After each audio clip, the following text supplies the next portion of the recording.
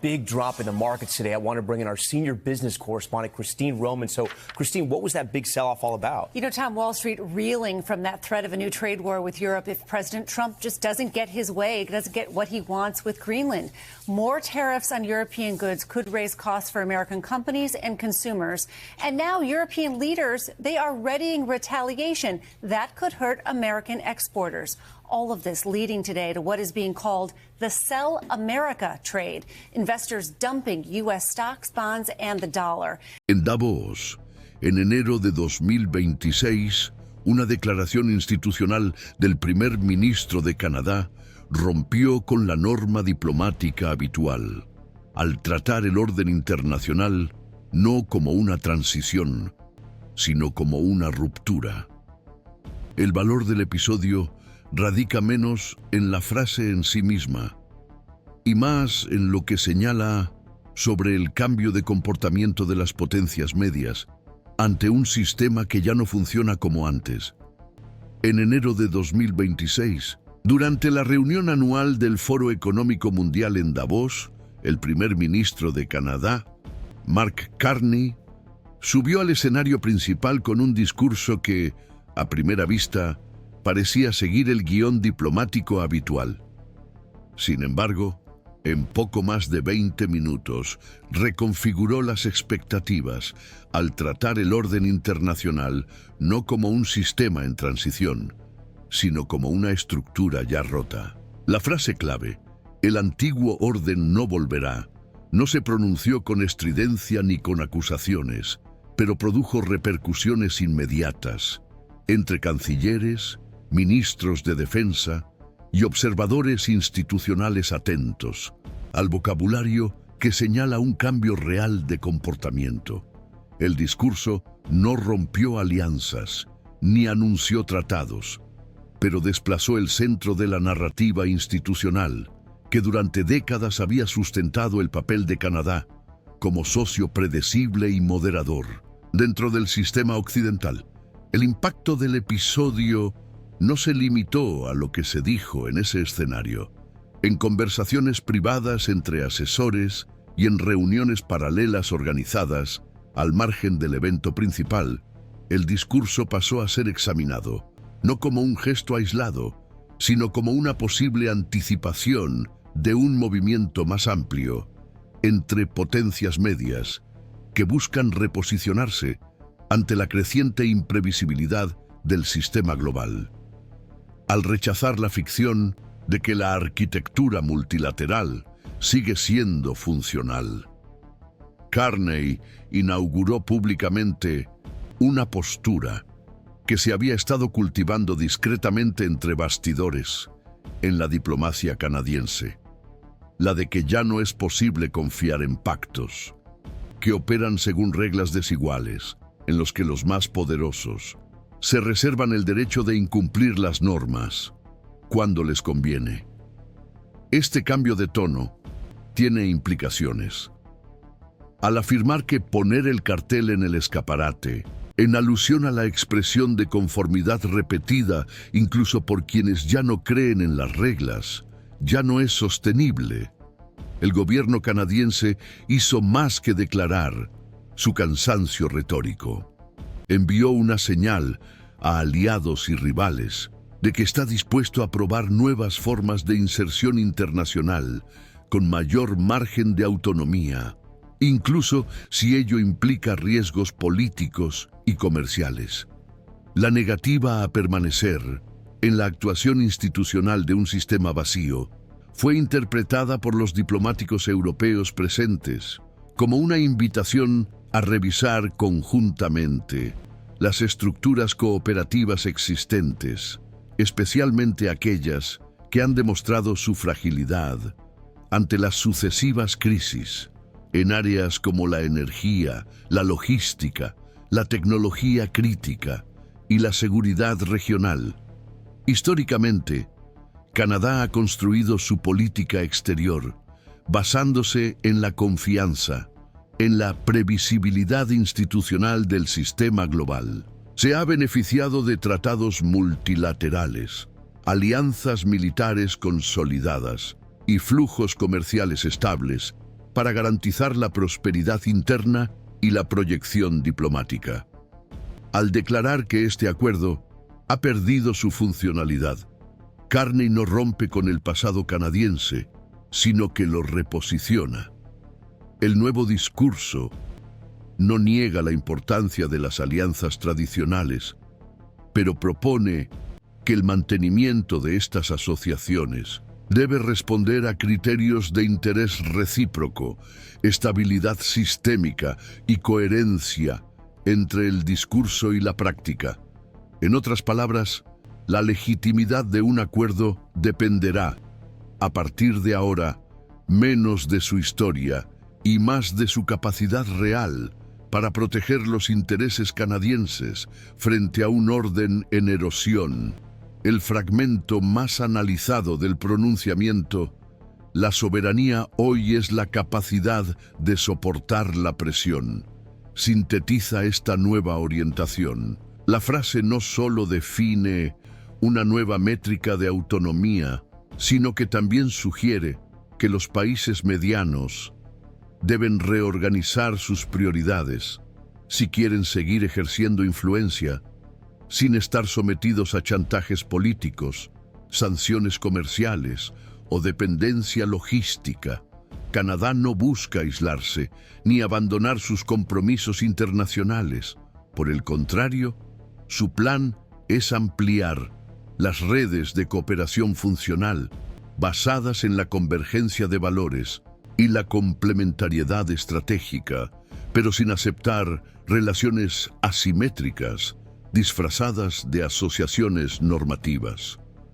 La reacción inmediata al discurso de Carney se caracterizó por una combinación de cautela y curiosidad. Los representantes de la Unión Europea reconocieron en una nota la importancia de reevaluar los fundamentos del orden internacional ante los retos contemporáneos. Las delegaciones asiáticas mostraron interés en pactos plurilaterales temáticos, según los modelos propuestos. En los pasillos de la delegación estadounidense, el tono fue más reservado. Aunque no se formuló ninguna crítica formal, fuentes vinculadas al Departamento de Comercio expresaron su preocupación por la posibilidad de que Canadá esté adoptando, aunque de forma sutil, una estrategia de distanciamiento operativo de Estados Unidos en sectores clave como la energía, la defensa cibernética y los suministros críticos. Por el momento, no se trata de un cambio brusco de alineación, pero la introducción de una nueva gramática institucional basada en el realismo fundamentado en valores y la diversificación estratégica activa reconfigura los términos de la relación con los aliados tradicionales. La mención a los acuerdos con el sudeste asiático, los tratados con la Unión Europea y los acercamientos con los países del Golfo no fue accidental.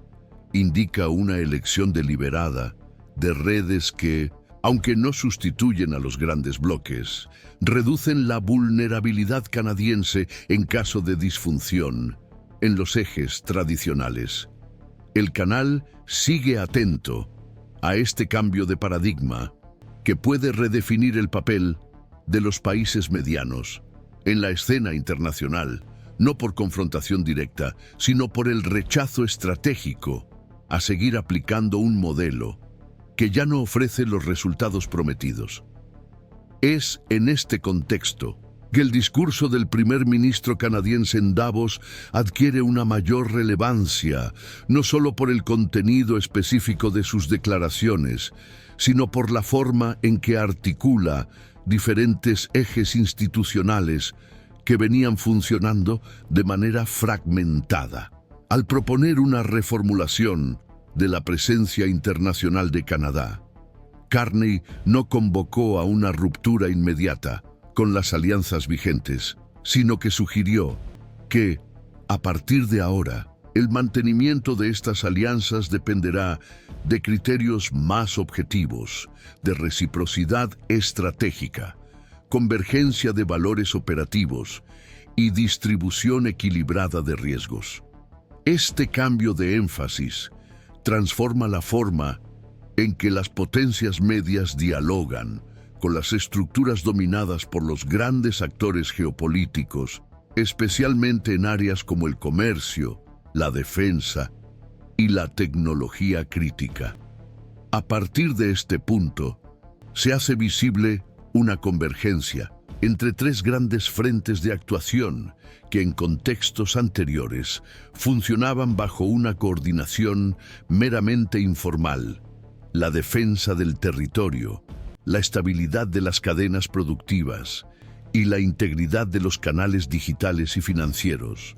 La propuesta de resiliencia compartida, introducida discretamente por Carney, se inscribe en un esfuerzo más amplio por redefinir los parámetros, mediante los cuales los estados sin hegemonía militar plena pueden garantizar la previsibilidad económica y la soberanía decisoria.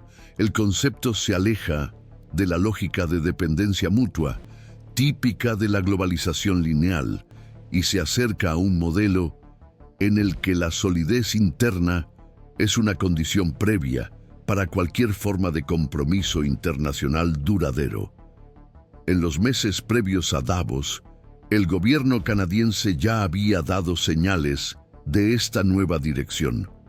Se aceleraron las reformas internas para reducir las barreras a la inversión productiva, recalificar las políticas de incentivo a la innovación y reestructurar la legislación energética con un enfoque en la autonomía a medio plazo, la creación de un fondo soberano destinado a la transición tecnológica y la firma de pactos bilaterales con países como Finlandia, Japón y Alemania apuntan a un intento de reequilibrar la exposición externa de Canadá sin recurrir a políticas aislacionistas.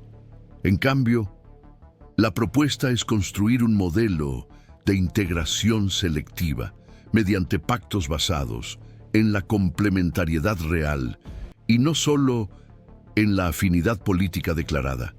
Esta convergencia ayuda a entender por qué el discurso de Carney evitó términos como desacoplamiento o desvinculación, en favor de expresiones como geometría variable y ajuste estructural compartido.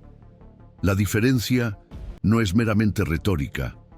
La geometría variable sugiere la formación de alianzas específicas por tema o sector que no exigen una adhesión irrestricta ni sustituyen a las instituciones tradicionales, sino que funcionan como zonas de acción coordinada entre actores con intereses operativos comunes. Este modelo ya se ha probado en pactos climáticos, consorcios de semiconductores y acuerdos de ciberseguridad, en los que la adhesión es modular y flexible. El discurso canadiense solo ha formalizado esta práctica en curso. Al presentar la resiliencia interna como pilar de la nueva política exterior, Carney estableció un vínculo directo entre la gobernanza interna y la proyección externa. Con ello, Canadá busca no solo protegerse de los choques sistémicos, sino también aumentar su margen de maniobra frente a la volatilidad de las decisiones de las potencias más grandes.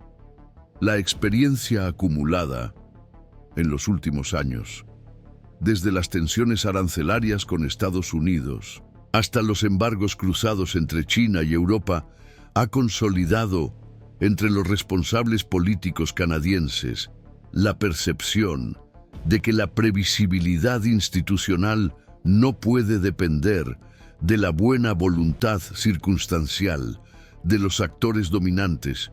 De ahí la necesidad de rediseñar los acuerdos en función de su funcionalidad y su capacidad para resistir los ciclos de contracción entre bastidores en la OTAN, la OMC y los foros vinculados al G7.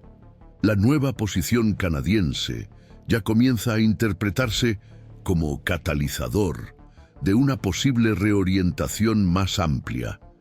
Representantes de países como Australia, Corea del Sur y Noruega han mostrado interés en explorar mecanismos de coordinación similares, sobre todo en temas relacionados con la transición energética, la gobernanza de los datos y la defensa territorial, en zonas de creciente disputa geopolítica. Aunque aún sin una estructura formal, estas conversaciones apuntan a un intento de reformular el campo de acción de los países medianos, no a partir de una reacción a la hegemonía, sino del reconocimiento de vulnerabilidades comunes y de la disposición a enfrentarlas de manera colaborativa. En el ámbito legislativo, el Parlamento canadiense también ha comenzado a integrar este nuevo paradigma en sus instrumentos normativos. Se han acelerado los proyectos de ley destinados a la protección de cadenas críticas, la seguridad alimentaria y la trazabilidad tecnológica, con el argumento de que la exposición excesiva a puntos únicos de suministro representa un riesgo estructural para el modelo económico nacional. Estas medidas, aunque técnicas, refuerzan el argumento político de que la soberanía depende hoy en día de la capacidad de mitigar las presiones externas antes de que se conviertan en crisis institucionales. Al elegir presentar este reposicionamiento en Davos, un entorno marcado por discursos cuidadosamente coreografiados y mediaciones diplomáticas calculadas, Carney no solo expuso un diagnóstico, indicó que Canadá pretende influir desde ya en los términos en los que se desarrollará la próxima ronda de debates sobre gobernanza internacional, al preferir el lenguaje de la reconfiguración a cualquier retórica de ruptura.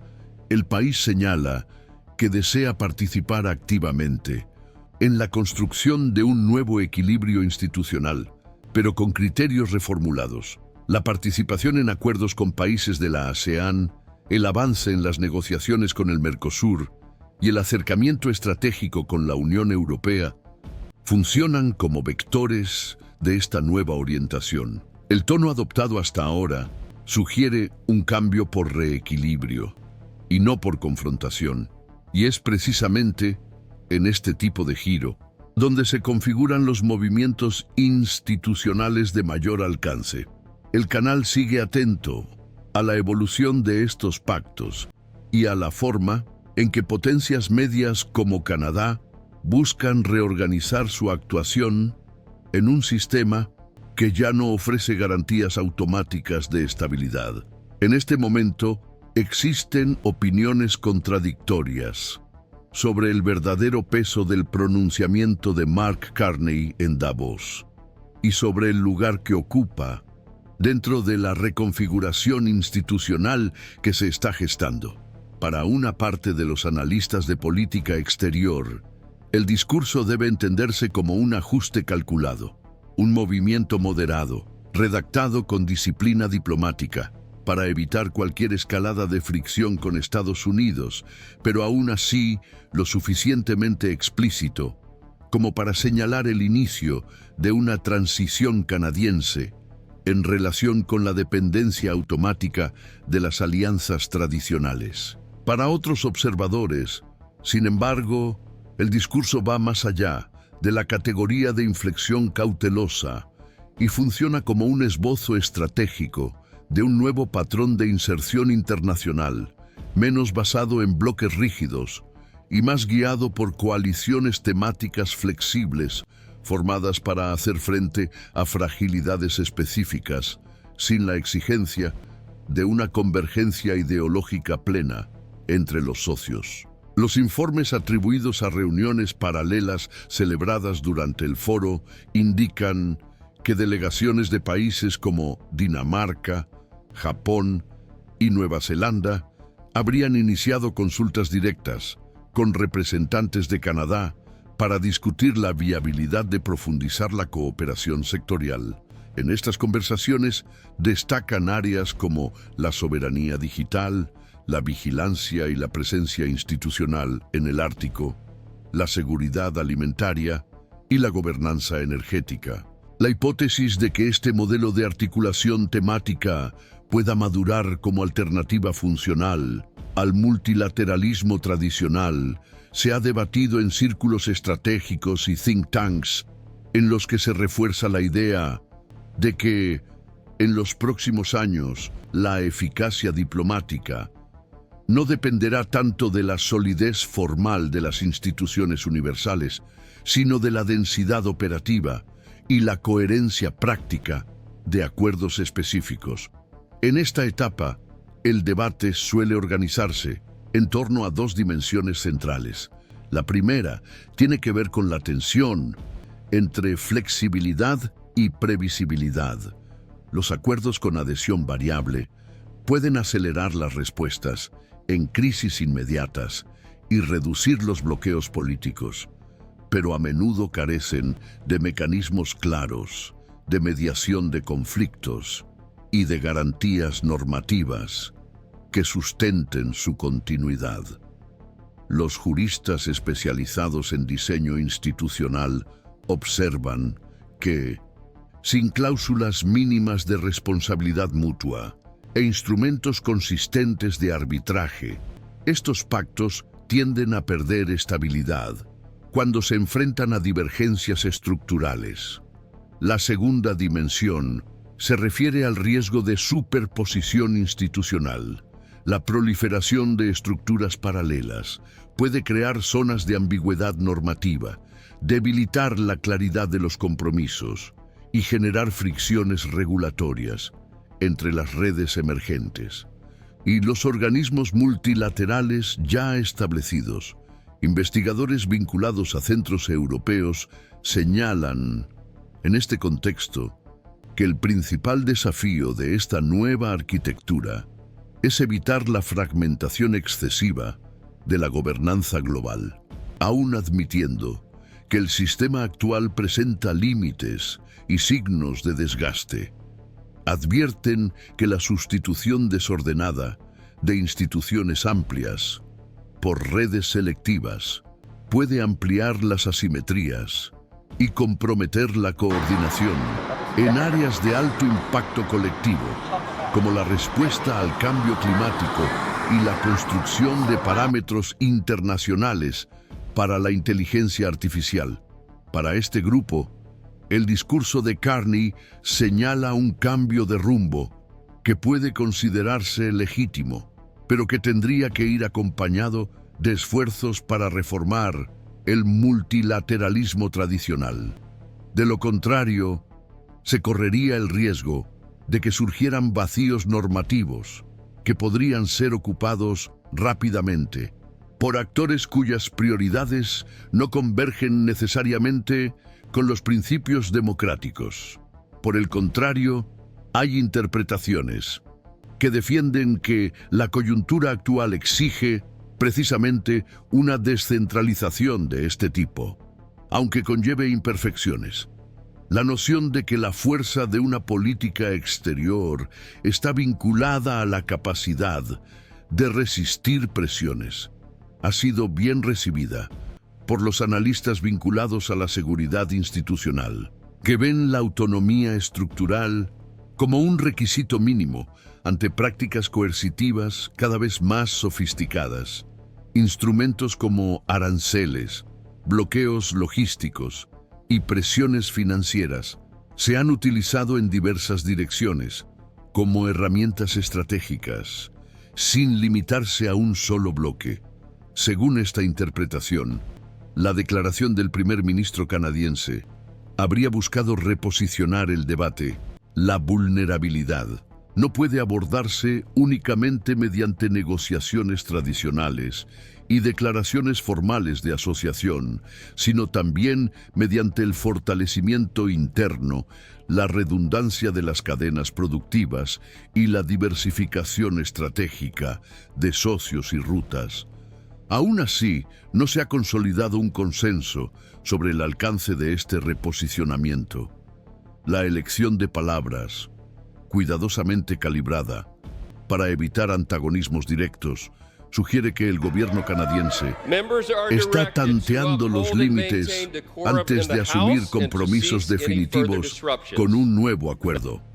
Es plausible que la transición se produzca de forma gradual, condicionada por las reacciones de los aliados, la evolución de las cadenas de suministro y acontecimientos inesperados que pongan a prueba la eficacia real de los pactos temáticos. Bajo presión.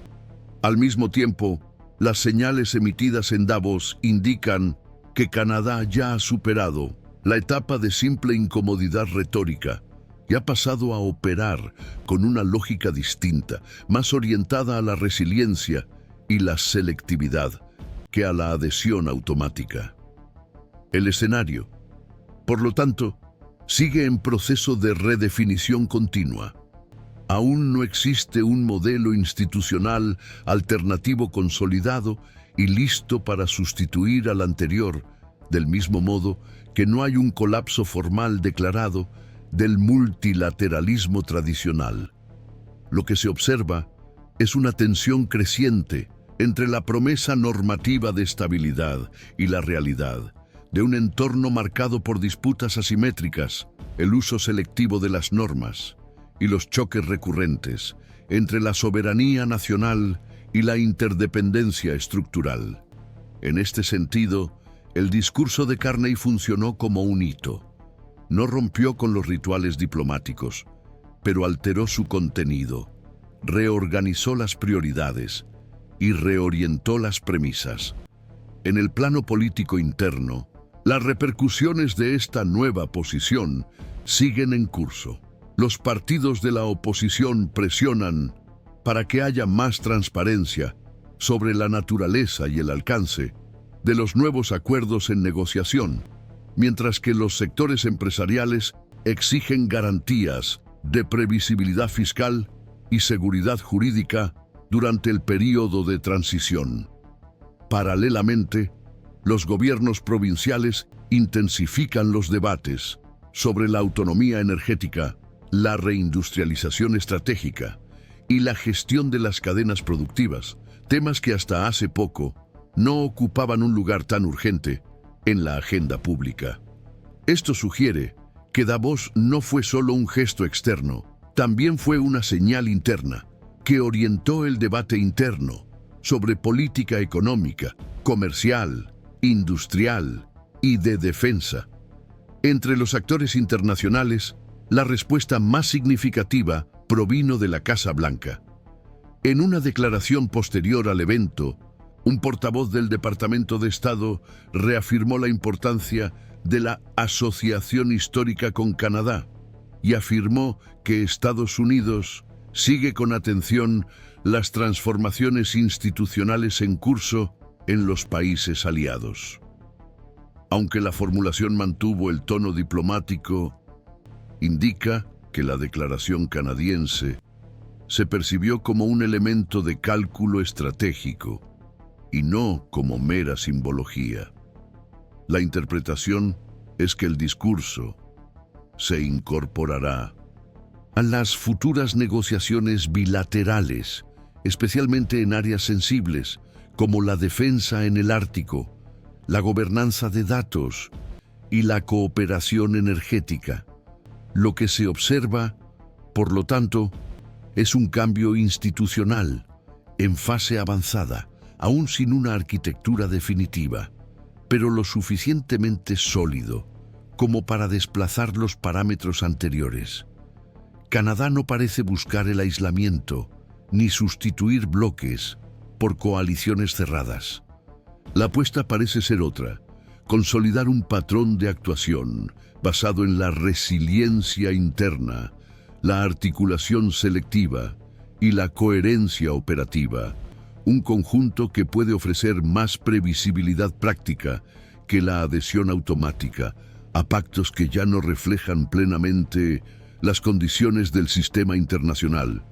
Queda por ver si este camino será validado por otros países y si encontrará apoyo en las pruebas concretas que inevitablemente vendrán. El canal seguirá acompañando este proceso, prestando atención a las señales institucionales que indiquen un cambio real de rumbo, no por promesas o rupturas declaradas, sino por la forma en que los propios estados pasan a nombrar y poner en práctica lo que antes se trataba solo como un malestar difuso en el funcionamiento del orden internacional.